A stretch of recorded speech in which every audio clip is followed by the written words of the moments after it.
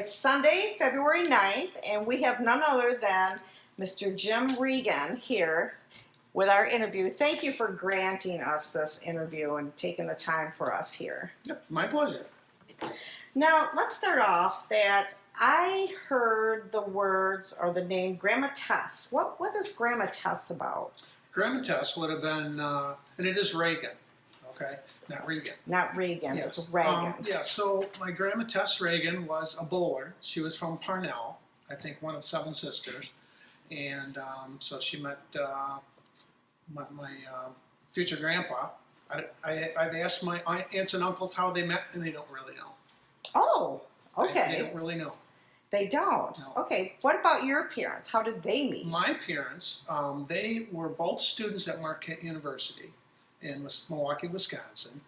And they supposedly, a few of their classmates, she was a nursing student, he was a dental student, and supposedly some of their classmates tried to get them to go on blind dates. Well, they had busy schedules that never just worked out. Everyone told my dad this, Carol Callan, great personality, blah, blah, blah. Well, their schedules never meshed, so that never happened. Well, they ended up going to a wedding in, I believe it's in South Haven, maybe, a cousin, and they were both invited. And they both saw one another at the wedding. They finally got And they finally got together, yes. And so that's how they met. They went back to school at Marquette, finished their senior years, and then I think they got married in February, my dad's senior year and her senior year. And then when he graduated, she still had some classes, so he moved to Lowell. And that's a story in itself, how he got to Lowell. And to set up his dental practice, and then my mom followed him a few months later. Now, to set up the dental practice, was he always at the 207 address? No, as a matter of fact, his first office was above the old Chris's drugstore. Second floor. Is that still standing? It is no longer standing. Okay. No. And he was on the second floor there. He moved here in about 1953, and he was on the second floor of the old Chris's building. And Dr. Oatley was at the corner of 207 West Main, and he had an opportunity to move up to Calumet, Michigan, in the UP to take over a classmate's practice up there. And he called my dad up on the phone and says, "Bob, I'm moving up to the UP. You want to take over my practice here and the facilities?" So that's how my dad ended up moving from Chris's drugstore on the second floor to the present location at 207 West Main that he was at. Well, thank you. So they got married. Now, how many siblings do you have? I have 7 sisters and 2 brothers, so that's a total of 10 of us. Wow, there's 10 of you. Yep.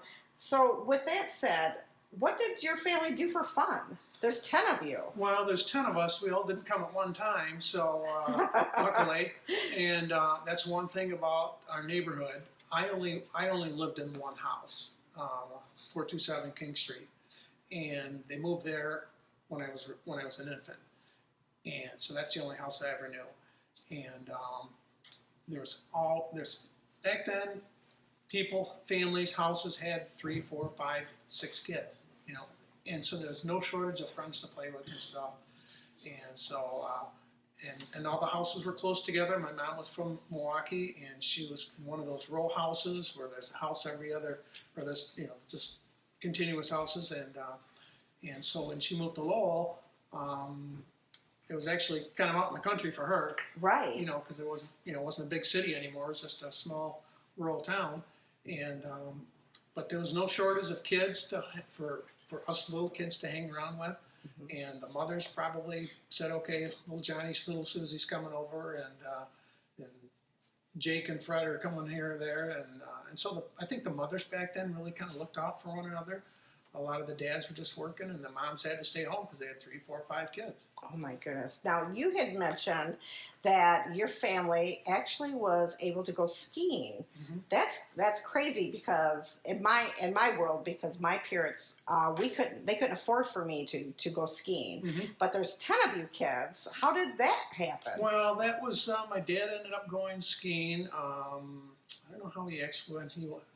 I think the first time they all went skiing was up in Gaylord, and my sister Jane and Karen and Kathy went skiing, and they rented skis back then because they didn't know how it was going to go and stuff, and the renting of the skis was really pretty reasonable. Okay. And then once he had us all hooked on the skiing, you got a family pass.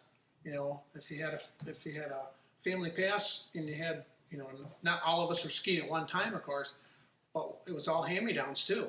Wow. So we all got different boots, but we always fit into one another's boots, so we didn't have to buy all the equipment all the time.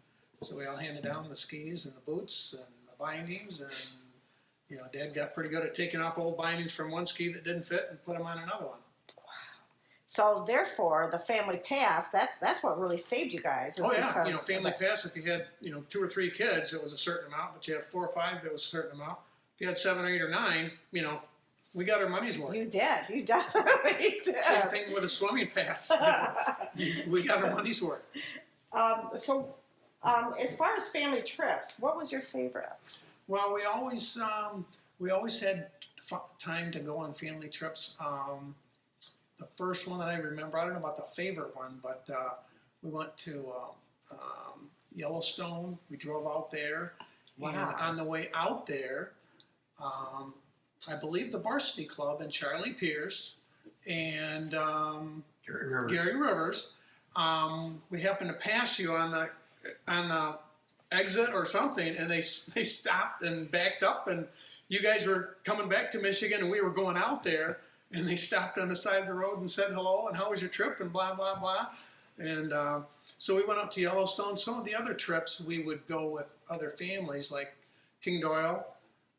They had 5 kids, a lot of them the same age as my siblings, and we would pair up, and we'd go to, drove all the way to Montreal for one of their, for the World's Fair, and we rented Ed Steffen's trailer. King Doyle and their family had a trailer. We drove all the way out to in Montreal to see the World's Fair in Expo 67, they call it. So I was 10 years old. Went to Yellowstone when I was like 8. When we went on family trips, a lot of times we would go in shifts because a 2 or 3 year old may not be as comfortable traveling as a 10 or 14 and 16 year old. So we would kind of go in shifts, and we went to Yellowstone in 1965, and then 1975, my younger brothers and sisters went, and the older ones had already graduated, moved on out of high school, and Wow. and stayed home. And they're doing their own thing. We had summer job. How resourceful Yeah. that your dad was pretty smart. Your mom and dad were very smart. Mm-hmm. Made sure that all you kids, they did the best they could, and hugely resources that we you got had. to see the country, and Wow. we'd always take a couple weeks off and go someplace. Now, are you the only dentist from the 10 kids? Well, my mom was a nurse. At least her degree was in nursing. My dad was a dentist. So my oldest sister actually went into dental hygiene, Jane, and then Karen went into nursing. My sister Kathy went to Ferris, and she went into dental assisting, some classes for that. And then I was the 4th oldest, and I went into dentistry. And then the next younger sister, Peggy, went into X-ray tech. So it was always a health profession. Mm-hmm. And then Ruth is the next one down, and she kind of broke the chain as far as health profession, and she went into court reporting. Wow. So she was kind of got out of the health field, but she was one of the first ones. So I was the one that went into dentistry, though. That's correct. Wow. I mean, but the other ones went into the health, Right. dental hygiene and stuff.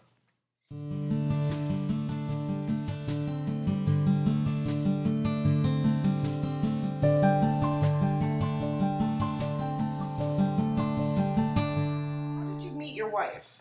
My wife actually met me and had her eyes on me from what she told me, because I was part of the Showboat board, Oh, okay. and I was in charge of the talent search, and she auditioned for the talent search, and I was the coordinator for that, so I would pick 2 or 3 judges for that, so there was no conflict of interest because I didn't know she had a crush on me.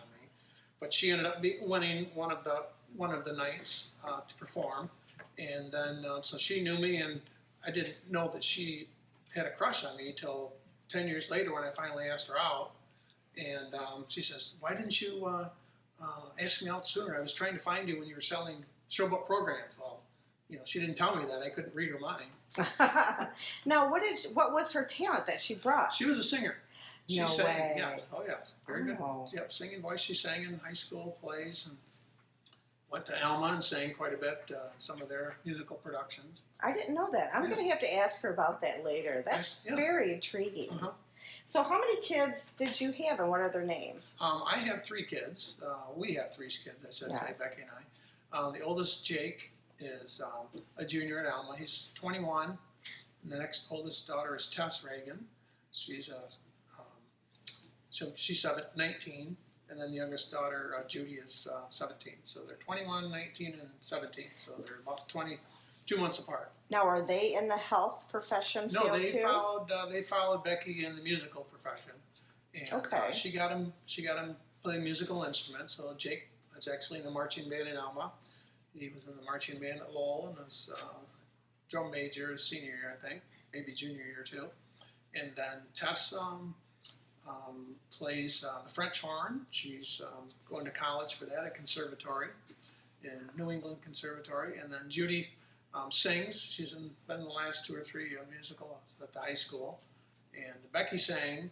And my standard line is Jake plays the trumpet, Tess plays the French horn, Judy plays the piano and sings, Becky sings, and I play a mean armpit. There you I'd be happy to demonstrate my armpit Oh, that's fine. if you'd like to.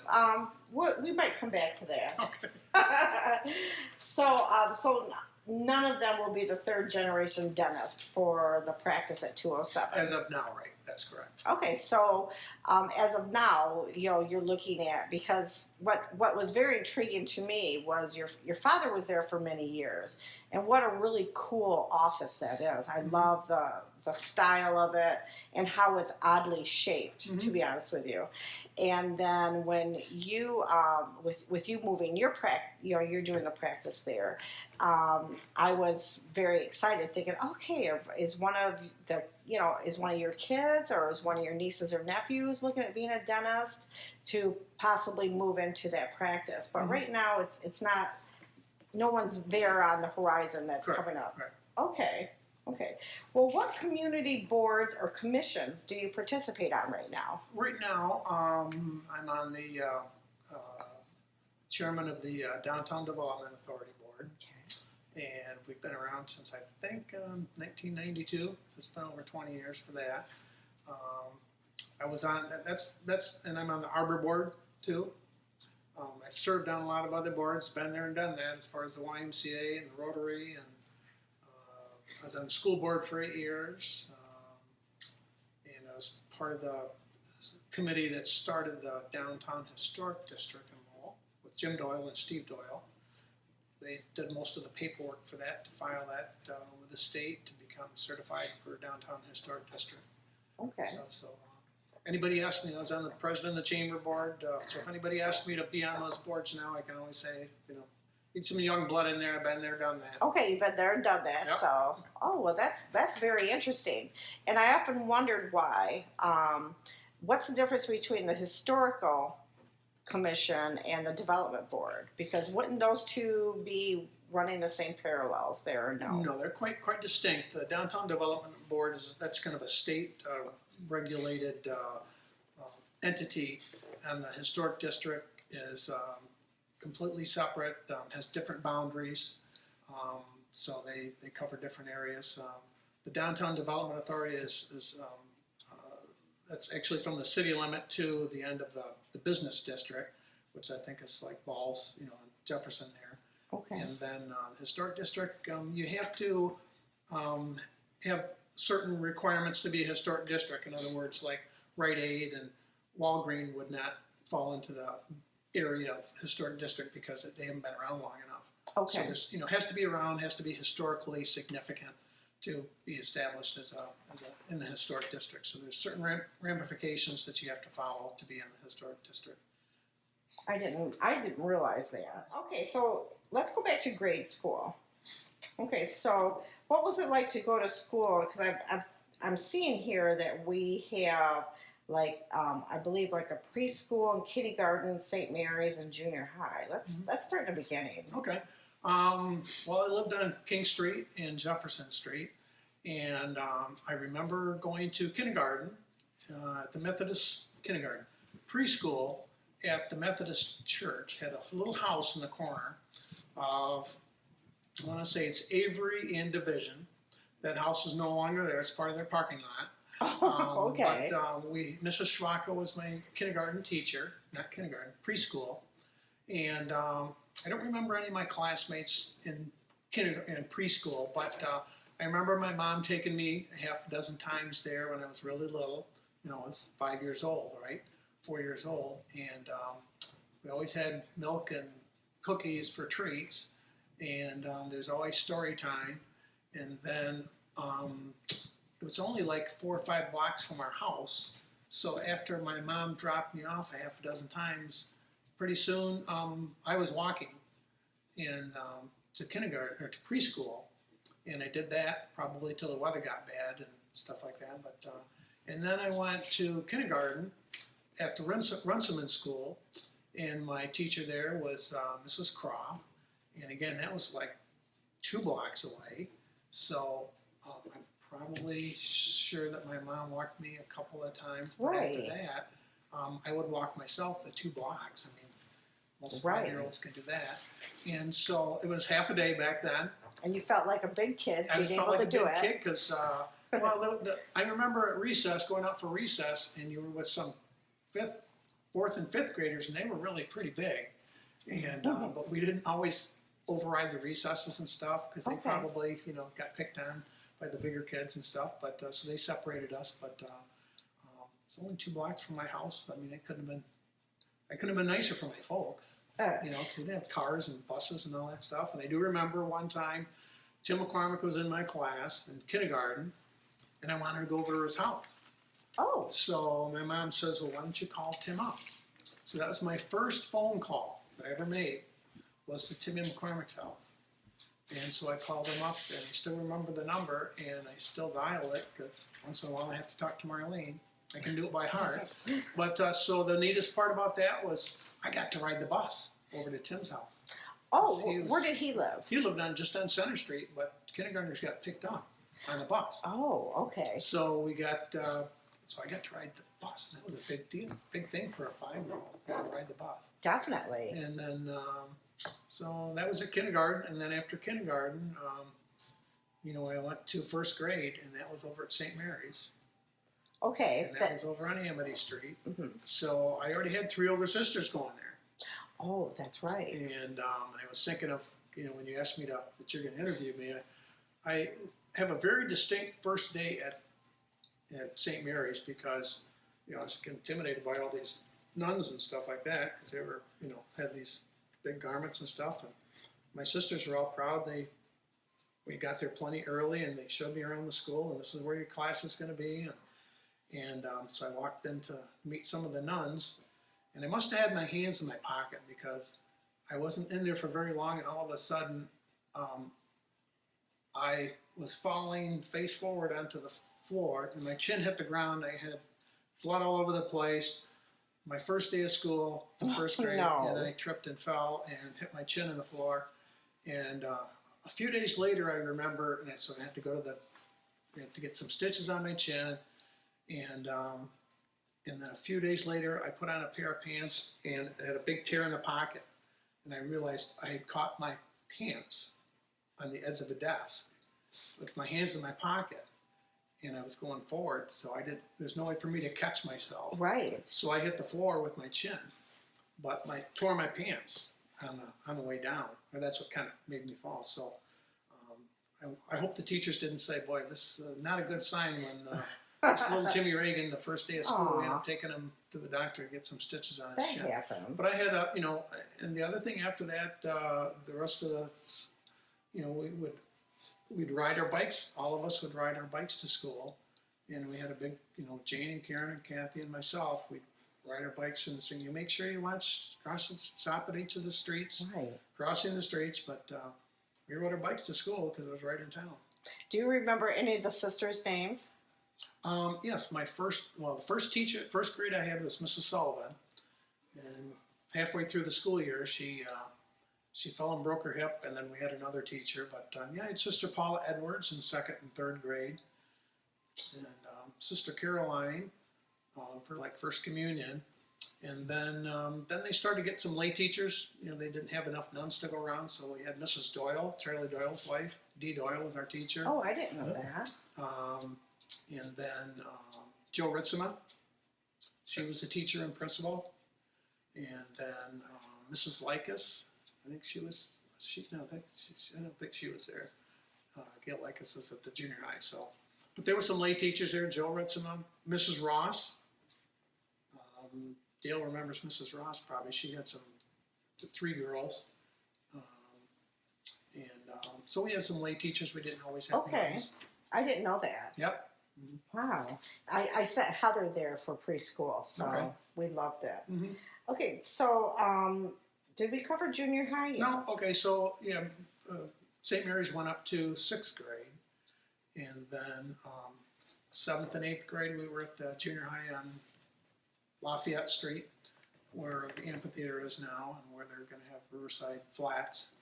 And again, that was so close to my house, 2 or 3 blocks from our house, and walked to school every day. Sometimes I would go home for lunch. I think I ate in the lunchroom one time. Most of the time, we walked downtown and went to Chris's drugstore and had something to eat there, which probably consisted of some okey doke popcorn or cherry phosphate. Wow. Not real nutrition, not nutritional, but so that was, and downtown was a busy place back then. I mean, all the kids if you didn't go to hot lunch, there's just a lot of kids down there, and some of the older kids that back then, I think even the high school wasn't a closed campus. Some of them would come down to Curly's and have lunch there. And that had a pool table, so that was kind of off limits for the Reagans. That was off limits for us too. So my dad, that was the first place that my dad drove me and my brother past. Okay. Was, you better not catch me. Don't let me catch you guys over there. So yeah, gosh darn it, but that was just a part of growing up, that. So, do you have a story of your dad as an inman for Showboat? Yeah, he was, I think the last year, it's just a story because, again, I was not old enough to remember. I think he was an inman for maybe 4 years, from like 57 to 60 or so. So I was about 3 years old, and when we were not too far from the Showboat, we were on King Street in Jefferson, so it was only 3 blocks from the amphitheater. The Showboat was down a different location where the Chamber of Commerce office is. So a lot of them would get dressed up at the house, and then they'd have their big, their Inman kind of really shiny gold outfits and stuff. And I don't remember going to the shows because I was like 3 or 4 years old when he was an Inman. But the story was that he had a song and dance, and he was not a great singer, and he knew that. And I don't remember who the piano player was, but he was out there, his turn to sing a song, and he was singing the song, and he forgot, where he was with the music, and the Inmen, the other fellow Inmen, saw he was kind of struggling, and they happened to have a string of firecrackers and threw him out there. So he started dancing, and that he said that was the last year. He said he was done because he forgot the lyrics with the music, and it was kind of a disaster for him. So he retired from the Inman life as an Inman in the summer. Well, bless his heart, for him to sign up for that, and I'm just in awe because, like I said, I came from Grand Rapids, moving to Lowell, and it was a whole new life for me. It was a life that you've never thought that was available to anybody. So Lowell's definitely, it gave you a lot of walking opportunities to go from here to there. Team. What? I didn't know Lowell had a swim team. How did that work? That was one of our summer activities. It just seems like we were always busy doing something.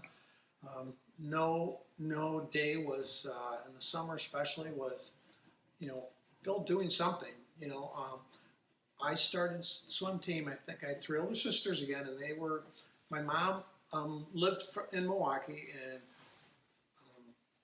she used to swim a lot. I don't know if she had lessons, but she made sure that we knew how to swim. We were close to a river, and they built the pool in 1960, I think is when it started. So yeah, we have not always had a pool, but that was here from 1960 to about 1990 in the middle of my childhood, and she made us learn how to swim. So we took lessons. The YMCA was in charge of lessons, and I went there when I was 4 or 5 years old, and went through the guppy and the minnow and all that, and my three older sisters were in swim team. You'll have to interview them to talk about their experiences in the swim team. But all I remember was that I was 5 years old, and I wanted to be with my sisters, so I wanted to be on the swim team too. Well, they had a 6 and under, so said, well, you have to. I went to my first practice, and I had to swim the whole length of the pool, and I was. So I got in, and the coach was right there, and he says, just swim as far as you can. And he knew enough to have me just hang on to the edge when you need to take a breath. And I did that. I would swim, take a few strokes, and then I would hang on to the side. Well, by the end of the first couple of practices, we had our first meet, and I did the same thing in the meet. You just jump in the water, and you swim as far as you can. And then I did the doggy paddle, and then keep going as far as you can. And then, so I just one lap back then, and then the rest is history. Then after, when you're 5 years old, you can swim the whole length after that. And then, but you had, after that, it was kind of a social thing too. We had practice usually a couple of times a day, maybe at 8 in the morning, and then maybe at 2 in the afternoon or something like that. Okay. And so, it would be pretty pooped by the end of the morning, and then you'd go home. And again, when we would go to practice, it was right down, it was half a mile away, so we would ride our bikes. We rode our bikes everywhere, and ride down to practice, and ride back, and have lunch, and go back to the open swim, and go to practice, and then there was usually an evening practice, and then when we would have meets, all the parents would go along, and who did you compete against? There was like Forest Hills had Forest Hills.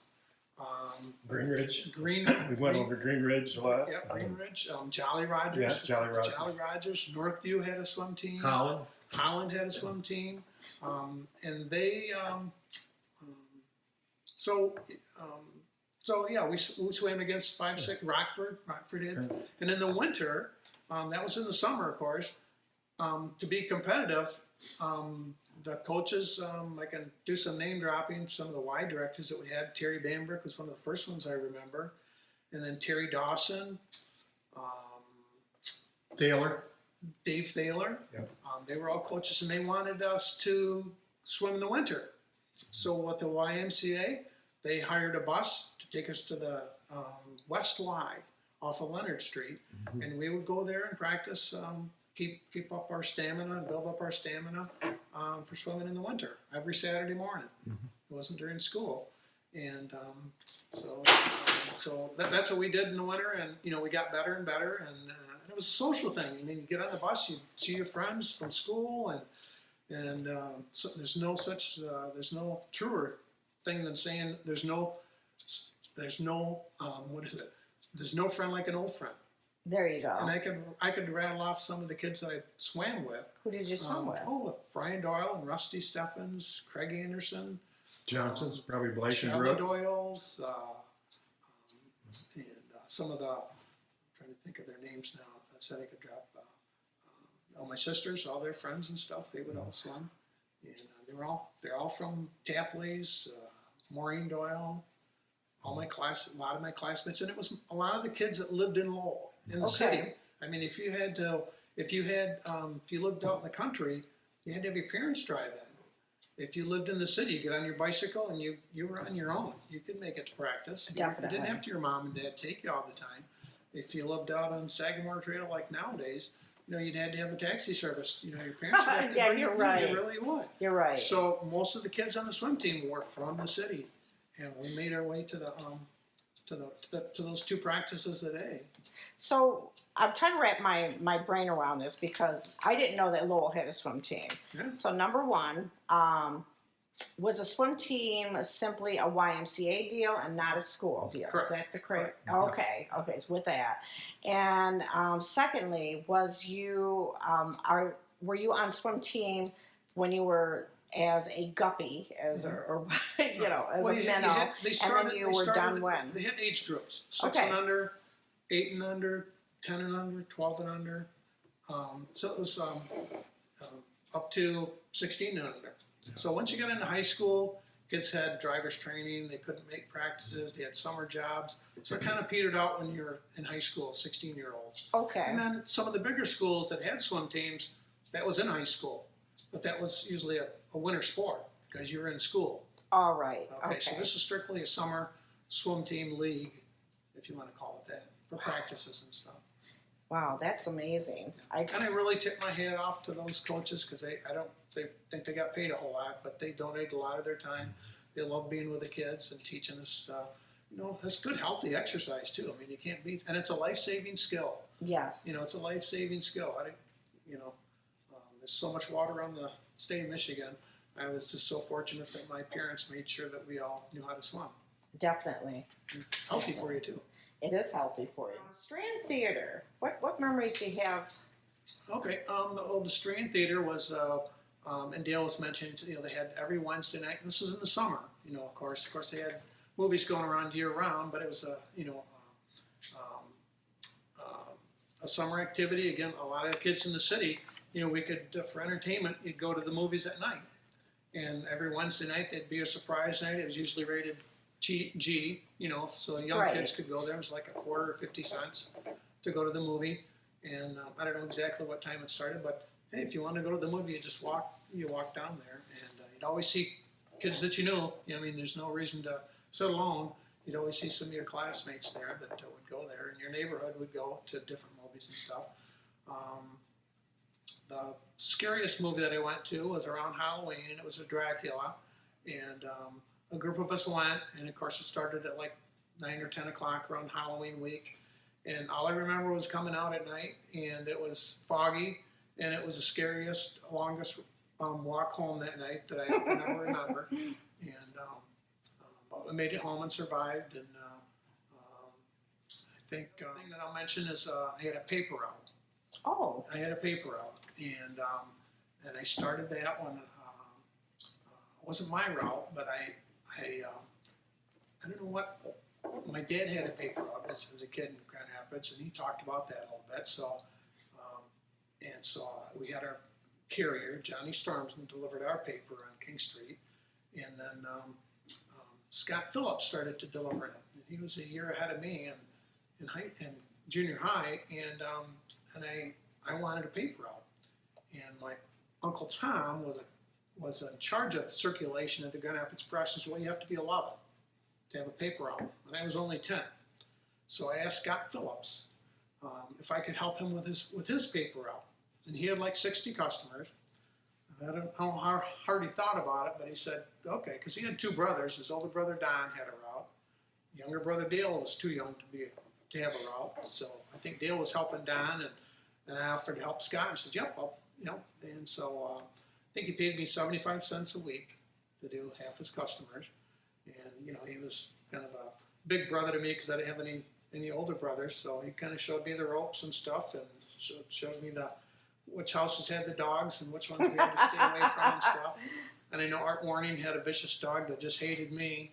And I always hated when Scott would be gone that day that I'd have to do the whole route, and I'd have to deliver Art Warning's paper because that dog was just waiting for me. So then I got to be 11 years old, and I finally got my own paper route. And Ruth Ann Stahl gave me her old route. And when I think about it, that was the best job I ever had. Why is that? Because you worked every day. You had to deliver the papers every day, and it taught me at a young age, how to knock on doors and talk to customers and collect money. Right. It really forced you to do that, and you didn't get a day off, you know, and you just got, and I always had money. You know, I had Wow. a paper out, so I collected. I always had some spare change. I never didn't have any money, it seems like, you know, because I always had a job. From the time I was 10 years old till now, I just it was a good, the best job I ever had because it taught me how to work every day. Right. You know, and but I was starting to talk about the paper route in Dracula because there was one house that I delivered that was by the street lights in the shadow of this oak tree, cast right by the door. And every time I got there in the fall, it seemed like there was a hand reaching out to grab me, and I put the paper in there, especially the Sunday paper, because I like to do that at night when the weather was nice. The bundles would be delivered at like 11:30, 12:30 at night. And when you're 12, 14 years old in the summer, you know, even in the fall, you want to get it done with. And there's no traffic, as much traffic on a Sunday night at 1 or 2 in the morning, but it's when I deliver the papers, and Sunday nights anyways when they came. Okay? That could be scary. Well, it wasn't back then, you know. Right. But I mean, you got done and you had to do it. Nobody else was going to do it for you. Customers would be mad at you if you were late. Right. And your customers were all on this side of the river, correct? Correct. Yeah, I only had like 45, 50 customers, but it was on, I could almost tell you the people who used to live in those houses. Wow. You know, Wow. the Bannons and the Bishops and Lenz, Himes, Bill Heim used to deliver his paper, Rose Ball. Mm-hmm. Balls had a dog that used to like to chase me too. What kind of dog was Snoopy. that? Snoopy? Snoopy used to chase me. And at one time I remember it was waiting on the porch, and I threw the paper up there and it ran after me, and I ran into the Ball Floral store. And the dog didn't know where I went, but I waited till he ran away and walked away looking for him, and then I got on my bike and pedaled away. Wow. So Jim, were you one of those that could throw the papers perfectly onto the porch? Or? I don't think I put any on the roof. I don't think I put any on the roof. The only ones that ended up in the bushes were the ones that had dogs, because I was usually riding my bike real fast, and I just would hum it, and we'll let them find it because their dog would find it. Oh, they'll find it and bring it in themselves. One other quick newspaper story was Goulet Revette. They had a paper. They were on Scott Phillips's row, and I went up there, and their dog was Taffy, and it was always on a chain sitting on the front porch. And I walked up there one time and just wanted to make sure he was on the chain. I, made a motion like that just to see if the dog started chasing after me. He wasn't on his chain. Oh no! So they took off running, and I ran around their front yard and went onto their front porch, kind of like trying to get away from from Ball's dog. And he ran on the porch, and I jumped off the porch over the bushes and took off running. And Goulet whistled for the dog to stop chasing me, and the dog stopped. And Goulet picked up the paper. He says, "Don't you chase that paper boy," as he smacked the dog. Well, no wonder the dog hated me. Every time he came, Goulet would hit him with a paper for chasing the paper boy.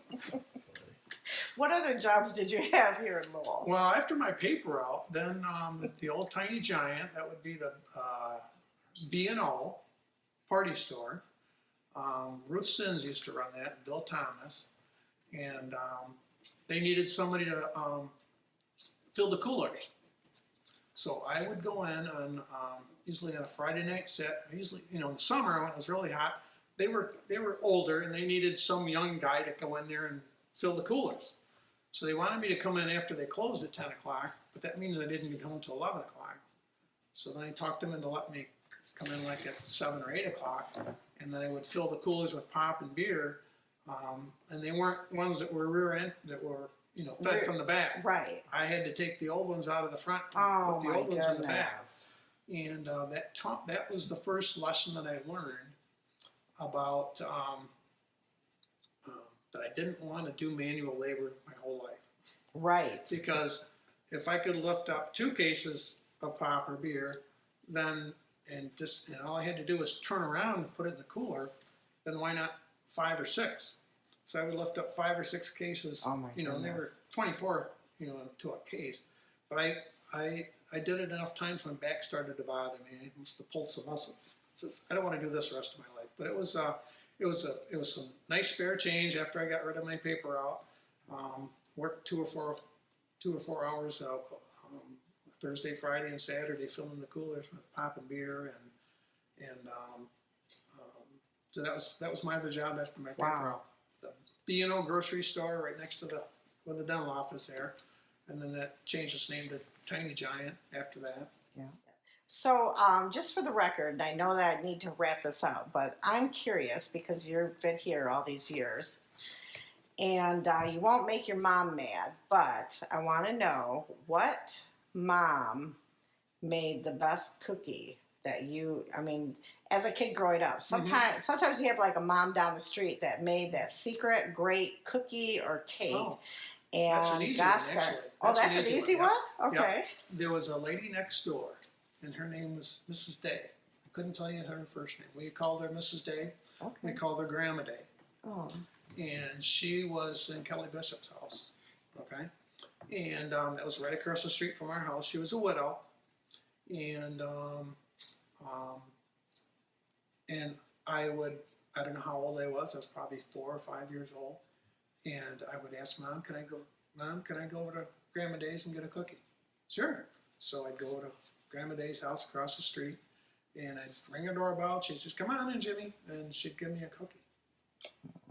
I mean, I don't know how many times I did that, but I probably didn't even ask my mom if I wanted a cookie. She'd hear me in the cookie jar, Right. so I'd go across the street. There you go. Grandma Day. Grandma Day. Mm-hmm. Bless her heart. Great life you had. Oh yeah, I was. Probably the best. I thought about this. What I couldn't have scripted my life any better. To get into dentistry, I didn't really know. I didn't tell you how I got into dentistry, but to be able to come back to my hometown and work and practice, I couldn't have written it any better. I really was. I feel very blessed to have been able to do all of that and come back to my hometown. There's no friend like an old friend, and I have so many old friends that are still around, luckily. And if I asked them for a favor, they wouldn't bat an eye. And it's been I can't describe it any better. I feel very, very blessed to have been able to come back to my hometown. Well, And I've tried to give back by being on some of these boards and stuff like that too. It's kind of an old cliche to give back to community, but it was very easy for me to get into that thinking and that give back as much as, mindset. yes, to help as much as I could. Because I was very lucky to have the coaches that I had, teachers that I had were excellent, and from Little League coaches that I had, in baseball and basketball, and probably one of the earliest memories that I have besides swim team was when I was probably 5 or maybe probably 7 or 9 years old, and they had a Little League basketball starting, and it was at the old junior high in the gymnasium there, and I didn't know anybody there, and my dad dropped me off on his way to work. It must have been a Saturday morning, and coach was there, and he must have known Terry Abel, because I remember Terry Abel took me under his wing and showed me how to shoot a basket. Wow! And so you needed mentors like that to help you. Definitely. And I was very, very thankful to have received all those good coaches that I had over the years, and teachers that I had over the years. That they gave a lot of a lot of them were volunteers. Definitely. Well, thank you for volunteering. Mm-hmm. All the commissions and the boards that you've been on. And the greatest thing is that, like I said, I drive past your parents' old house. Now your sister lives there, right? Mm-hmm. Yep, Patty. Patty does. And I remember my memory with your parents is that the Lowell Museum did a antique roadshow, mm-hmm. and your mom brought in a piece that was Flow Blue, and we're looking at it, we're going, oh wow, that's really cool. And they figured out, well, this is how much this is worth. and the lady that was running the show said, "This is very valuable, blah blah blah." And your mom goes, "Oh well, that goes to the set I have." And just as she said that, it sucked the air out of that whole room because everybody was astounded. And I looked at my mom because she wasn't sick yet, so she was there at the show with me. And I looked at her and I go, "Did she say a set?" Mom said, "Tina, they had 10 kids. None of them broke that set." No. Mom says, "I've got to go shake her hand." Right. So, that's one of the stories that I hold true about your family is that, you had 10 kids and your mom had such a beautiful set of dishes like that. And none of them had gotten broke. My mother just about fell out of the chair. So you kids were raised right. Well, we had maybe a dinner set like that, but we had mostly plastic that we used Okay. for the other meals, special occasions. Is what we're talking about. Well, thank you for this interview. Well, thanks for asking me. Oh, we love it. We are looking forward to maybe another interview down the road, a few years. Okay. Thank you so Thank you, much. Tina.